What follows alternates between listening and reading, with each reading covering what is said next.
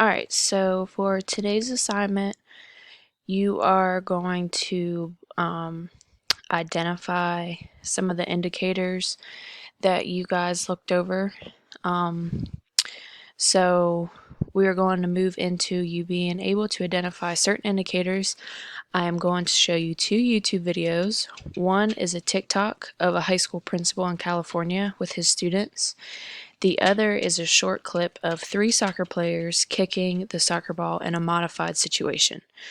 Modified situation meaning it's not an actual soccer game and there aren't the right amount of players. It's not how an actual soccer game goes. It's just three soccer players kicking the game. So that's what you would call a modified situation.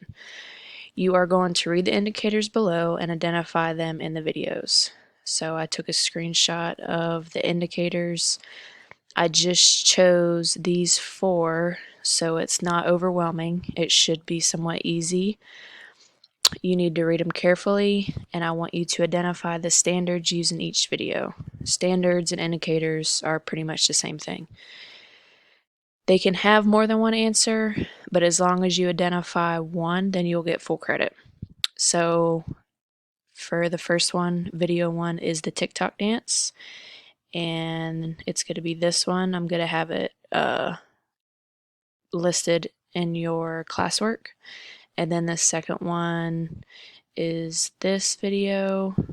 If you just see me rewinding it, you can see there's someone way back here and then two others.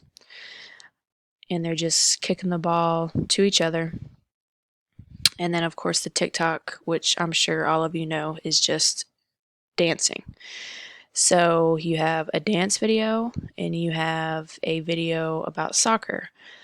So when you're going to identify which one of these go with the video, TikTok is a dance. So there's movement, there's rhythm, it's a dance. It's a bunch of different movements put together in a sequence.